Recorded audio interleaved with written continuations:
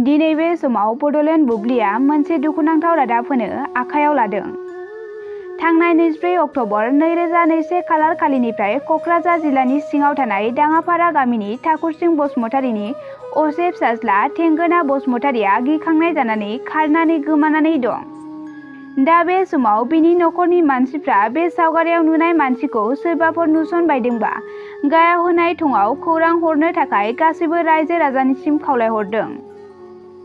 नेम थेंगोना बसुमतारी, भिलेज दाङापारा नियार Janata college, PS and PO, Serfanguri, district Kokrajhar. Pin नं 783346, कन्टेक्ट नं 8638321965, 8471881590। गसाइगावनिफ्राय खौरां दैथायगिरि नितन्जय सिंह ब्रह्म। आंनि बिगुमाया थांनाय 24/10/2001निफ्राय गोमानानै दं। मुङाहाय थेंगोना बसुमतारी आरो नाम मोजाङा जवाहरलाल बसुमतारी। बिला जाहैबाय दाङापारा नियार जनता कलेज, पस्ट अफिस सेरफांगुरि, पुलिस स्टेशन सेरफांगुरि, डिस्ट्रिक्ट क'क्राझार। अननानैहाय जुदि मानसिखौ सोरबाफोर हमनानै मोनोब्ला कन्टेक्ट नाम्बारा नैबे कन्टेक्ट नाम्बाराव हरबानो जाबाय। 8638321965, मोनसेया जाहैबाय 8471881590। मिसिं जानाया नैबेनो फट'खौहाय मोनोब्ला बे कन्टेक्ट नाम्बारावहाय आसा खालामो फन खालामगोन होननानै। गोमानाया बेसे गोबावसिम जाखोमोन? गोमानाया दिनैनिफ्राय 24आव गोमादों। गोमानायाहाय दिनैसिम सानब्रै जाबाय। बियो थारमाने गिग्रा जादों मानसियाहाय। गिग्रा जानानैहाय बियो फुङावहाय गिनानै मोनायावहायनो फिसाज्लानाव उन्दुहैखादोंमोन गिनानै।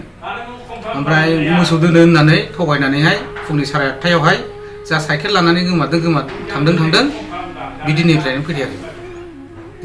दिनै सानब्रैयानो जाबाय। दा नोंथाङा बबे साइडजोंहाय थांदों सन्देह दं?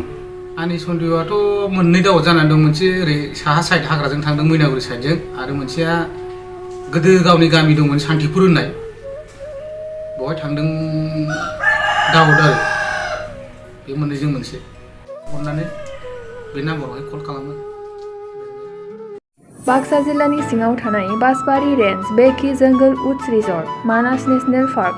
बे समायना रिजर्टआव नोंथांमोना बर'नि ट्रेडिशनेल फुड्स, गोथाव अमा बेदर सावनाय, एवनाय लकेल दाउ बेदर, बोरमा बेदर बायदि बायदिफोरखौ मोनजानायजों लोगोसे बाहेरायाव थानो थाखाय टेन्टनि सुबिदा दङ।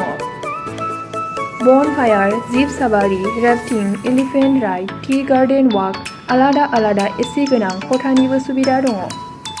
बे सुबिदाखौ लानो थाखाय नैबे नाम्बाराव फन खालाम 9101749562 एबा 9707614012 आरो 98648327734।